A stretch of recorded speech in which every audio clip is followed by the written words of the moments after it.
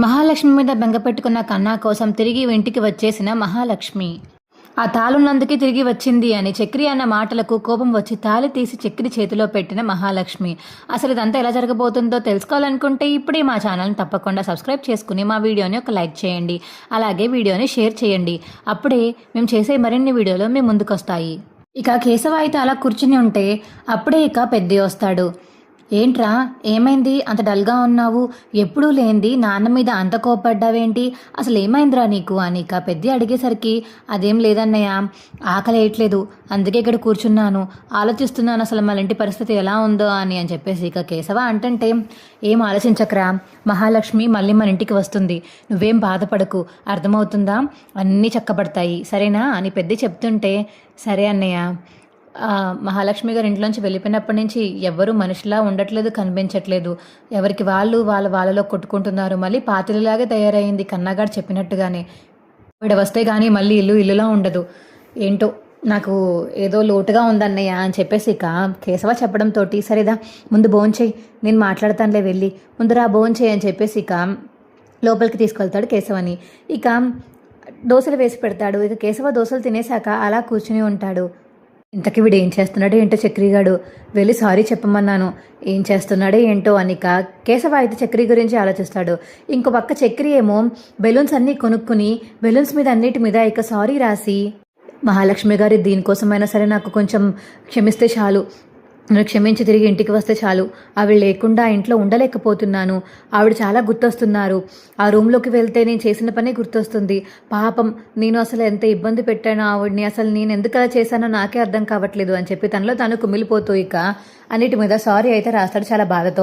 ఇక సారీ అని రాసి హాస్టల్ దగ్గరికి అయితే వెళ్తాడు. వెళ్ళి ఇక కిటికీ దగ్గర బెలూన్స్ అయితే వదులుతాడు. ఇక కిటికీ దగ్గర ఏదో ఉంది చూడు మహా అని చెప్పేసి మహా అయితే వాళ్ళ ఫ్రెండ్స్తో మాట్లాడుతుంటే వాళ్ళ ఫ్రెండ్స్ చెప్పడంతో ఇక కిటికీ ఓపెన్ చేసేటప్పటికి అక్కడ సారీ అని బెలూన్స్తో రాసి ఉంటుంది.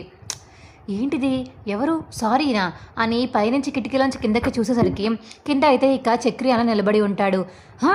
ఇతను వచ్చాడా, అసలు తినేందుకు వచ్చాడు, అసలు తనకి పని పాట ఏమీ లేకుండా పోతుంది, అసలు ఎందుకు వచ్చాడు ఈయన అని చెప్పేసి ఇక కోపంతో మహాలక్ష్మి అయితే కిందకి వెళ్తుంది.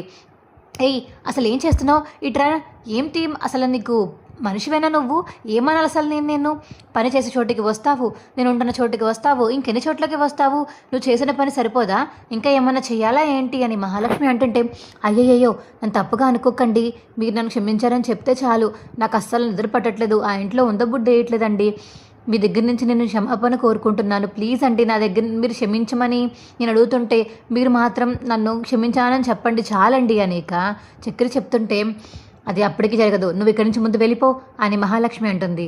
ఏంటి నువ్వా, అవును నువ్వే, నీకెందుకు మర్యాద ఇవ్వాలి నేను అని మహాలక్ష్మి అంటుంది.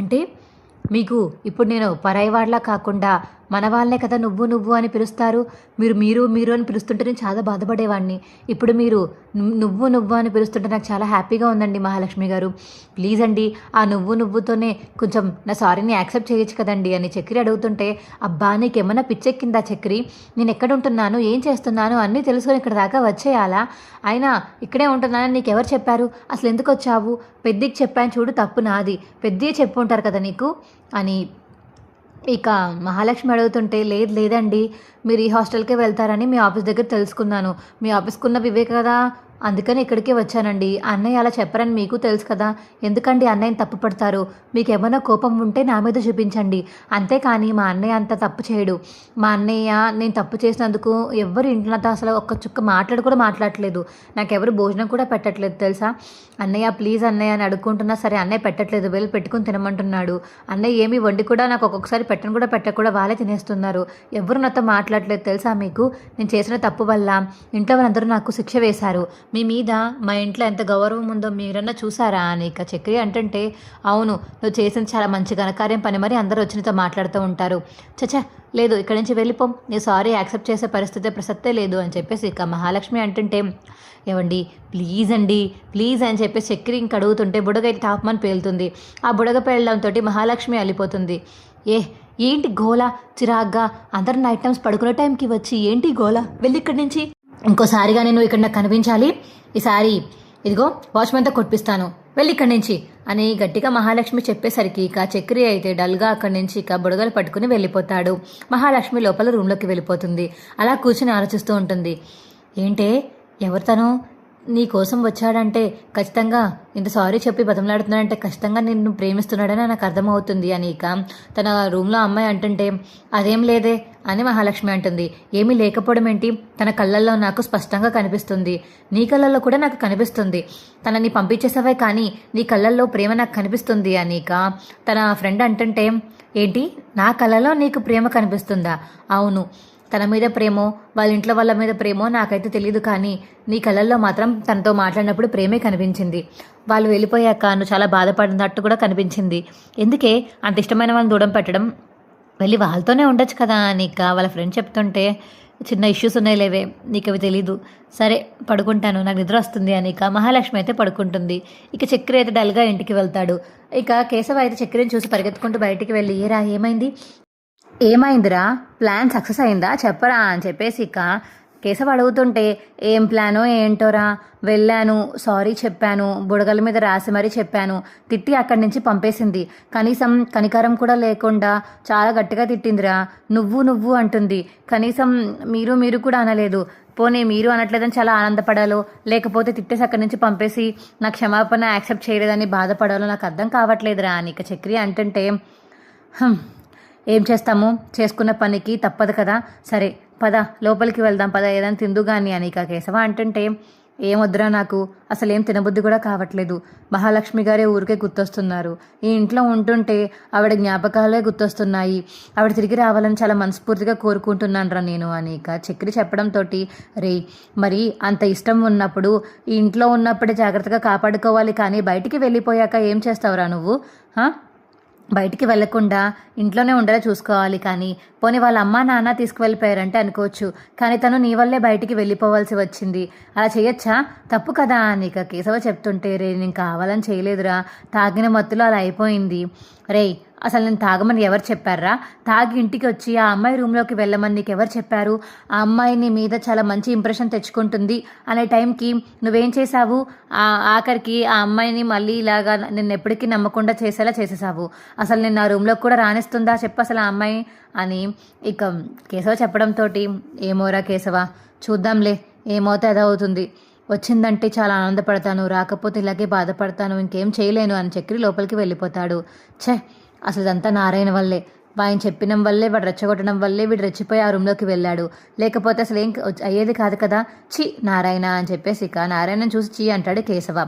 రే నన్ను చూసి చీ అన్నావంటే మర్యాద దక్కదు నీకు అని ఇక నారాయణ అంటుంటే ఏంటి ఏం చేస్తావు ఇప్పుడు అని కేశవ అంటుంటే అన్నయ్య ప్లీజ్ ఆపుతారా మీ గోల, తట్టుకోలేకపోతున్నాను, వదిన వెళ్ళినప్పటి నుంచి మీ గోడలు తట్టుకోలేకపోతున్నాను, అదే వదినే ఉండుంటే ఎన్ని గొడవలు అయ్యాయా, ఎన్ని గొడవలు కూడా అవ్వకుండా ఆపేది వదిన మాత్రమే, అమ్మలాంటి వదిన బయటికి వెళ్ళిపోయింది, ఆవిడ ఎలా తీసుకురావాలి అని చెప్పేసి ఏవి ప్లాన్ చేయడం మానేసి మీలో మీరు కొట్టుకుంటారేంటి నాకు అర్థం కాదు, నాకు వదినే కావాలి, మీరెవ్వరూ లేకపోయినా నాకు పర్వాలేదు అన్న స్టేజ్కి వదిన నన్ను బాగా చూసుకుంది, వదిన ఉంటే ఒక అమ్మ ఉన్నట్టు ఉంది ఇంట్లో, ప్లీజ్ అన్నయ్య వదినను తీసుకొచ్చే ప్రయత్నం చేయండి, అంతేకాని ఇలా మీరు చేయకండి అనేక ఇలా కేశవాకి చెప్తాడు కన్నా. అయితే సరేరా నేను తీసుకొస్తాను ఎలాగోలా కానీ పెద్ద అనేటప్పటికి అవునా అన్నయ్య నువ్వు బతిమలాడతావా వెళ్ళి చెప్పన్నయ్య అని కన్నా అడుగుతుంటే బతిమలాడినా మహాలక్ష్మి వచ్చే పరిస్థితుల్లో లేదురా, తన మనసు చాలా ముక్కలైపోయింది, ఆ అమ్మాయి ఆ రోజు రాత్రి ఎంతలా భయపడి బాధపడిందో ఆ అమ్మాయి కళ్ళల్లో నేను కళ్ళారా చూశానురా,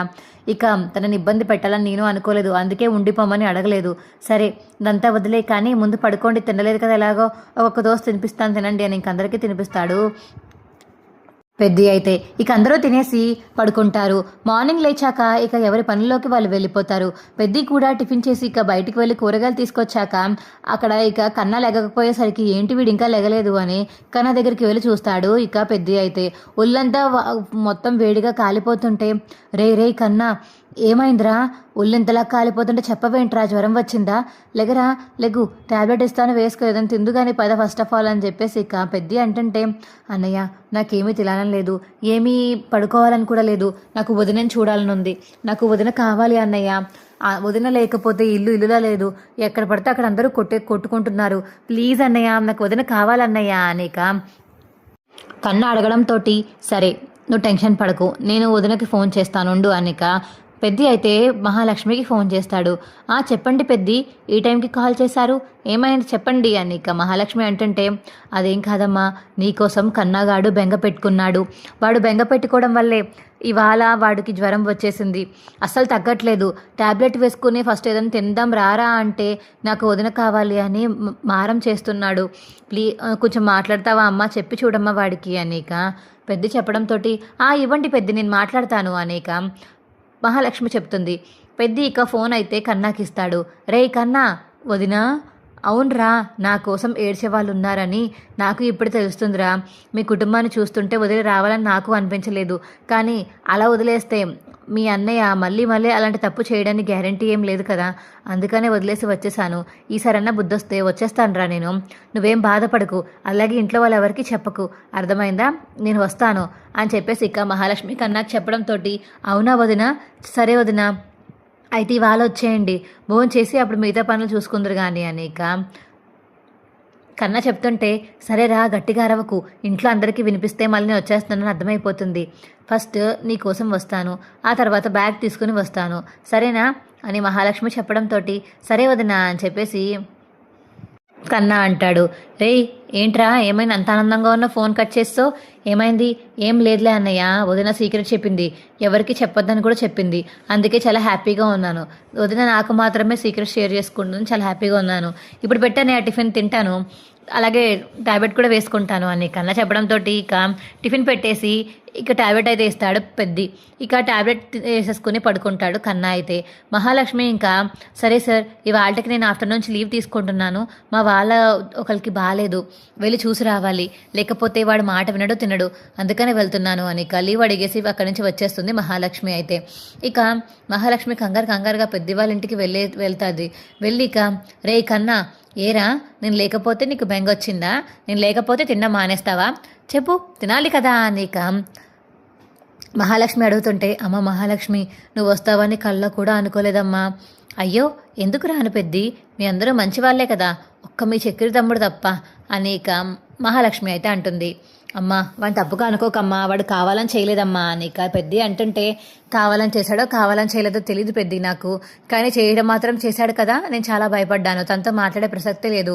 రే కన్నా, ఏంట్రా ఇలా అయిపోయావు, ఒక్కొక్క రోజు లేకపోతే ఇలా అయిపోతావా, అంత బెంగ పెట్టుకోవచ్చా చెప్పు, నేను ఎక్కడికి పోయాను, ఇక్కడే కదా ఉన్నాను, ఎక్కడికి వెళ్ళాను నేను అని చెప్పేసి ఇక మహాలక్ష్మి అంటుంటే, అది కాదు వదిన, మీరు ఎక్కడికి వెళ్ళిపోరని కాదు, ఈసారి గొడవ వెళ్ళిపోయి బ్యాగ్ పట్టుకుని వెళ్ళిపోయారు కదా, మొత్తానికి ఇంటికి రారేమో అని బెంగ పెట్టేసుకున్నాను, అందుకని ఇలా ఫీవర్ వచ్చేసింది వదిన, అంతకు మించి ఇంకేమీ లేదు అని చెప్పేసి ఇక మహాలక్ష్మి చెప్తుంటే, సరే సరే వదిలేయండిలే వదిన, మీరు ఇప్పుడు నా కోసం వచ్చారు, నాకు అదే చాలు. అమ్మ మహాలక్ష్మి, కాఫీ తాగుతావా, కూర్చో, కాఫీ పెట్టి తీసుకొస్తాను అని పెద్ద ఇక లోపలికి వెళ్ళి అందరి కోసం కాఫీ పెట్టి తీసుకొస్తే అప్పుడే చక్రి కేశవ వస్తారు. ఇక మహాలక్ష్మిని చూసి ఒక్కసారిగా షాక్ అయ్యి, ఏంటి వచ్చేసారా, నా సారీలు యాక్సెప్ట్ చేసి మరి ఇక్కడికి వచ్చారా అని ఇక చక్రి అంటుంటే, ఎవరు యాక్సెప్ట్లు ఏమీ సారీలు నేను చూడలేదు, యాక్సెప్ట్ చేయలేదు కూడా, నేను కన్నాగాడు కోసం వచ్చాను, కన్నాగాడు నా కోసం బెంగ పెట్టుకున్నాడు, జ్వరం కూడా వచ్చేసింది వాడికి, అందుకనే వాడి కోసమని మీ ఇంటికి వచ్చాను, అంత ఊహించుకోకు అని చెప్పేసి ఇక మహాలక్ష్మి అంటుంటే, అప్పుడు కన్నా అయితే నవ్వుతాడు. రే కన్నా ఎందుకు నవ్వుతున్నారా, ఏం లేదులే అన్నయ్య అని ఇక కన్నా చెప్పడంతో, సరే పెద్ది నేను వెళ్తాను, నువ్వు కూడా నాతో పాటు హాస్టల్ దగ్గర దాకా వస్తావా, వార్డెన్తో మాట్లాడాలి అని చెప్పేసి ఇక మహాలక్ష్మి అడుగుతుంటే, వార్డెన్తో మా అన్నయ్య ఏం మాట్లాడతారు, మీ అన్నయ్యతోనే పని ఉంది, చిన్న చిన్న పనులు ఉన్నాయంటే అక్కడ చేయిస్తారేమో దగ్గరుండి అని తీసుకువెళ్తున్నాను, నువ్వు నీ పని చూసుకో అని చక్కెరతో చెప్పేసి ఇక పెద్దతో పాటు అయితే వెళ్ళిపోతుంది మహాలక్ష్మి. ఏంటమ్మా చెప్పు, ఏం మాట్లాడాలి వాడడంతో చెప్పమ్మా అని పెద్ద అడుగుతుంటే, నేను తిరిగి ఇంటికి వచ్చేద్దాం అనుకుంటున్నాను పెద్ది. ఏంటమ్మా నిజంగా అనుకున్నావా? అవును పెద్ది, చాలా సంతోషం అమ్మా, నువ్వు చాలా మంచి కుటుంబం నుంచి వచ్చిందానివి కాబట్టి ఇలా ఆలోచిస్తున్నావు, లేకపోతే ఎవరైనా సరే వాడిని అలా తీసుకువెళ్ళి పోలీస్ స్టేషన్లో కంప్లైంట్ ఇచ్చేవారు, నువ్వు చాలా మంచిదాని అమ్మ, తిరిగి వచ్చేస్తున్నావు, చాలా సంతోషంగా ఉంది అని ఇక పెద్ది అంటుంటే, సరే పెద్ది వార్డెన్తో మాట్లాడి వెళ్ళిపోదామని చెప్పేసి ఇక మహాలక్ష్మి అయితే వార్డెన్తో మాట్లాడతారు ఇద్దరు. మాట్లాడేసి ఇక బయటికి వచ్చేసి ఇక బ్యాగ్తో అయితే మళ్ళీ ఇంటికి వెళ్ళిపోవడంతో అది చూసిన నారాయణ అయితే చాలా హ్యాపీగా ఫీల్ అవుతాడు, వచ్చేసింది నా కోడలి పిల్ల అని చాలా ఆనందంగా ఫీల్ అవుతూ ఉంటాడు. ఇక నారాయణ అయితే. అప్పుడే ఇక కన్నా కేశవ ఇద్దరు చూస్తారు. వదిన వచ్చేసావా, నాకు మాట ఇచ్చినట్టుగానే బాగానే వచ్చావే నువ్వు అని కన్నా అంటుంటే, మాట ఏంట్రా అని కేశవ అంటాడు. అదే అన్నయ్య, మార్నింగ్ నాకు ఒంట్లో బాగోకపోతే అన్నయ్య కాల్ చేసి వదినకి కాల్ చేసి చెప్పారు. కొంచెం నేను రెస్ట్ మూడ్లోకి తీసుకెళ్ళి నాతో చెప్పింది వచ్చేస్తాను ఇక్కడికి అని చెప్పడం వల్లే నేను ఇప్పుడు నాకు వెంటనే జ్వరం తగ్గిపోయింది. లేకపోతే ఫుల్గా జ్వరం ఉండేది, వదిన రాదు అని. వదిన వచ్చేసింది కాబట్టి ఈ వాహల్లా చాలా హ్యాపీగా ఉంది నాకు అని ఇక కన్నా అంటుంటే, సరే కానీ మీ ముగ్గురు ఇక్కడ ఉన్నాడు, మరి ఏడాడు చక్రిగాడు ఏడి అని చెప్పేసి ఇక మహాలక్ష్మి అడుగుతుంటే, ఏంటి గాడా అని అందరూ షాక్ అయిపోతారు. మీ రూమ్లో పడుకున్నాడమ్మా, చూడొకసారి లోపలికి వెళ్ళి అని నీకు పెద్ద చెప్పేసరికి ఇక రూమ్లోకి అయితే వెళ్ళి చూస్తుంది. రూమ్లో దజ్జగా కాలు మీద కాలేసుకుని పడుకుని పాటలు వింటూ ఉంటాడు. ఇక మహాలక్ష్మి రూమ్ అని చెప్పి మహాలక్ష్మి గుర్తొచ్చి సాడ్ సాంగ్స్ విని పడుకుని అలా వింటూ ఉంటాడు చక్రి. ఎక్స్క్యూజ్ మీ, లెగుస్తారా, ఇది నా బెడ్ అని మహాలక్ష్మి అనేసరికి లేచి చూస్తాడు చక్రి. ఏంటిది, అయ్య బాబోయ్ నిజంగా మీరు వచ్చేసారా, నేను నమ్మలేకపోతున్నాను, ఇది నిజమా అబద్ధమా, అమ్మో ఎలా వచ్చారు మీరు, అసలు ఎవరు చెప్తే వచ్చారు అని మహాలక్ష్మిని అడుగుతాడు. ఇక రకరకాల క్వశ్చన్స్ చక్రి అయితే. ఆప్తావా, క్వశ్చన్స్ ఏం అడగడానికి వీల్లేదు, లేగు నేను పడుకోవాలి అని చెప్పేసి ఇక బ్యాగ్ తీసుకొని చదువుకుంటూ ఉంటుంది మహాలక్ష్మి. ఇక ఆ రూమ్ నుంచి బయటకు వచ్చేస్తారు చక్రి మరియు కేశవ. ఇక మహాలక్ష్మి బట్టలు మార్చుకొని బయటకు వచ్చి కూర్చుని ఇంక అందరితో మాట్లాడుతుంటే, ఇంకేంటి విశేషాలు అని చెప్పేసి మాట్లాడుతూ ఉంటుంది. అప్పుడే ఇక మహాలక్ష్మి పక్కకి పిలుస్తాడు చక్రి అయితే. చెప్పు ఏంటి చక్రి, ఎందుకని మళ్ళీ అని దూరం పెడుతున్నావు, చెప్పు ఏమైందో అని చెప్పేసి ఇక చక్రి మళ్ళీ మహాలక్ష్మి ఇద్దరు మాట్లాడుకుంటుంటే, అదేం కాదు మీరు రిటర్న్ వచ్చింది, మీ మెల్ల తాలుంది అందుకే కదా, నేను గుర్తొచ్చా కదా వచ్చారు, కన్నగడు కోసం కాదు కదా వచ్చింది, నిజం చెప్పండి అని ఇక చక్రి అడిగేసరికి ఇక ఆ మాటలకి మహాలక్ష్మి కోపం వచ్చి ఆ తాళి తీసి ఇక మహాలక్ష్మి అలాగా చక్రి చేతిలో పెడుతుంది. హే, తాళి అలా తీయకూడదు, తాళి తీస్తే మొగుడు చచ్చిపోతాడంట తెలుసా నీకు అని చక్రి చెప్తుంటే, నువ్వు నా మొగుడువేం కాదు, నువ్వేం కట్టలేదు కదా, ఇంకో తీసుకో అని చెప్పేసి చేతిలో పెట్టేసి అక్కడి నుంచి వెళ్ళిపోతుంది. ఇక మహాలక్ష్మి అయితే, చిచ్చి ఎవరు తీసుకున్న గొంతులో వాళ్ళే పడ్డామంటే ఇదేనేమో అని చెప్పేసి ఇక చక్రి అనుకుంటాడు. మా వీడియో మీకు ఎలా అనిపించిందో కింద కామెంట్ సెక్షన్లో తెలియచేయండి. మా వీడియో కనుక నచ్చితే మా వీడియోని లైక్ చేసి తప్పకుండా మా ఛానల్ సబ్స్క్రైబ్ చేసుకుని పక్కనే ఉన్న గంట సింబల్ మీద క్లిక్ చేసి నోటిఫికేషన్స్ ఆల్లో పెట్టుకోండి. అప్పుడే మేము చేసే వీడియోలు మరిన్ని వస్తాయి. అలాగే షేర్ చేయడం మాత్రం మర్చిపోకండి. ఈ వీడియోని చివరి వరకు చూసినందుకు చాలా చాలా ధన్యవాదములు. Bye friends.